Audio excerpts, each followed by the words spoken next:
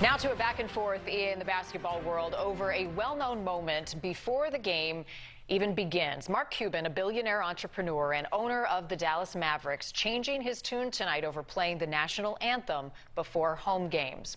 Earlier today, Cuban said that his team had not played the anthem in any of its 11 home games so far. As you can imagine, that news drawing responses from the NBA, even from the White House, in fact. NewsNation correspondent Markie Martin live there in Dallas tonight, where the Mavs are actually set to play tonight. Markie, what's the latest? Yeah, good evening, Rob. This is the big sports talker of the day, and no surprise it's being met with some praise, some controversy, especially in a state like Texas, where there is such palpable pride in being Texan and being American. And the interesting thing is, like you just mentioned, this has been going on for the past 11 games or so, but without fans in these seats, nobody really took notice until this week. It's been a staple of American sports dating back to World War I in an effort to unify the country. It's the pre-game preamble most fans have come to expect, a standing and serenaded salute to the flag. Pride. I mean, you live in a country where freedom, and I think that's what it stands for. But in recent years, the national anthem at the forefront of contentious conversations regarding racial injustice and police brutality in America.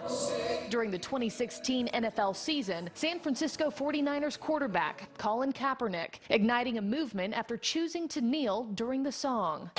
On Tuesday night, news broke that Mark Cuban, owner of the Dallas Mavericks, had chosen not to play the anthem before home games. For some fans, the move is not a slam dunk. I was really a combination of sad, embarrassed, and a little bit angry about it. Adam Rizzieri has been a lifelong Mavericks fan. The marketing expert says the fallout and domino effect of striking the song doesn't look promising for the franchise. He also says Cuban's call is confusing. Honestly, this actually deprives the players of an opportunity to peacefully protest. When you play the national anthem, you can choose to stand for it, you can choose to kneel for it, you can choose to raise a fist for it. They can't do any of that anymore.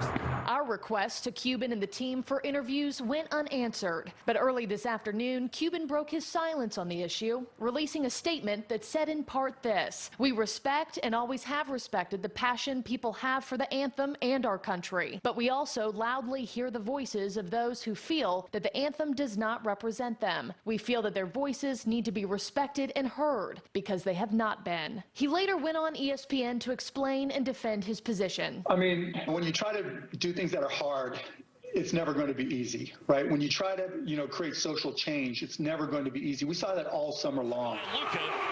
The NBA swiftly addressing its clear stance on the matter, saying, quote, "With NBA teams now in the process of welcoming fans back into their arenas, all teams will play the national anthem in keeping with long-standing league policy." The conversation even drawing reaction from the White House, with Press Secretary Psaki speaking on behalf of the president. Although not taking a clear side, she says Biden has great respect for the anthem. He'd also say that, of course, that part of pride in our country means recognizing moments where we as a country haven't lived up to our highest ideals, which is often and at times what people are speaking to when they take action at sporting events.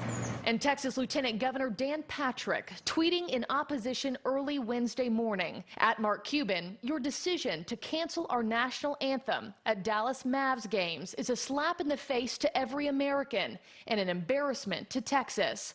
Sell the franchise and some Texas patriots will buy it. We are the land of the free.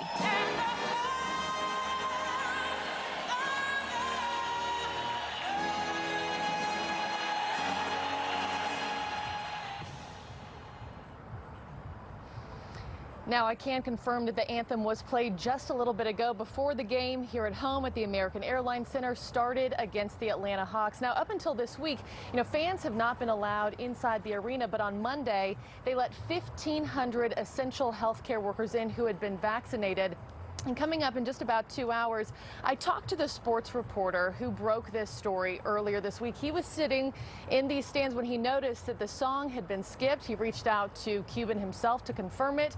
I'll bring you his reaction, plus more fan reaction tonight at 9 o'clock Central. For now, reporting live in Dallas, Markie Martin, NewsNation.